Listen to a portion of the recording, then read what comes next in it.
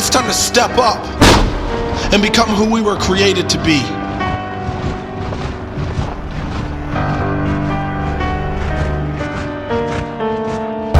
We need to reestablish the priority of God and His Word in our hearts. I believe that the church has compromised our way out of the pursuit or the true contending for the Word of God. Jesus said, man does not live by bread alone, but by every word that proceeds from the mouth of God. We have to really grab hold of that priority, that the Word of God is infinitely more important than anything else we could possibly seek after.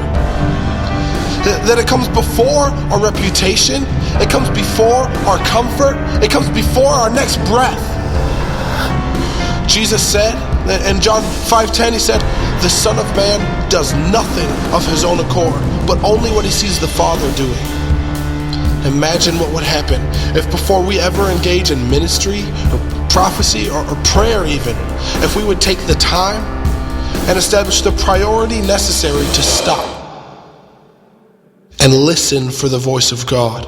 If we would truly wrestle with Him and unleash the cry of real spiritual hunger and cry out saying, God, I surrender. I surrender myself to your will. You direct my path, God. But that takes true connectedness, a real sort of alignment with God. And that comes with our willingness to abandon our own sense of self-preservation or self-promotion to simply come before the Lord.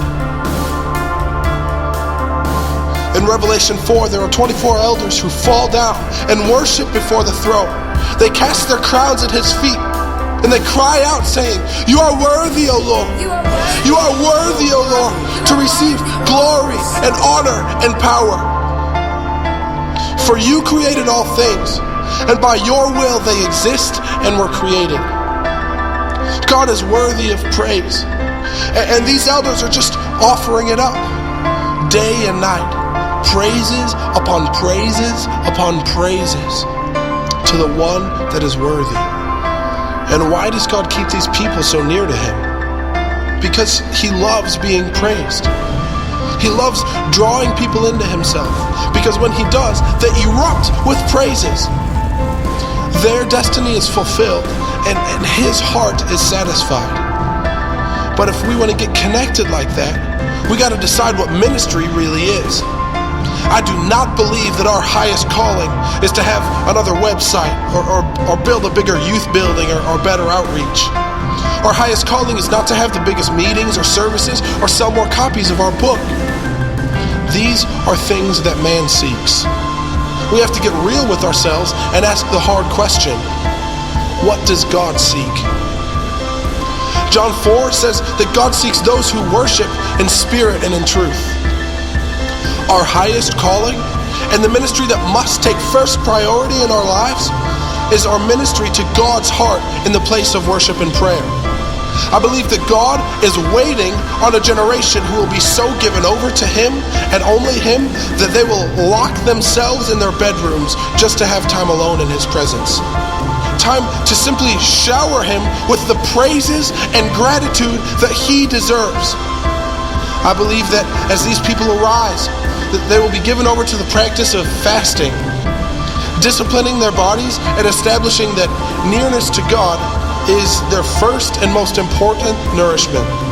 There will be people who will truly labor and truly wrestle with God in the secret place, simply to hear Him speak. And when these people rise up, God is going to bring forth a prophetic call that will resound with more force and more power than anything we have ever seen in the history of mankind.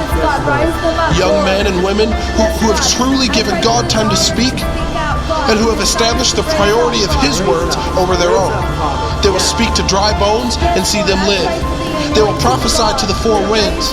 They will let themselves die, and they will take up the cross of Jesus Christ. They will bring about a new awakening that will shake the established order of this world to its core. Beloved, this is the dream of God. This is the dream of God.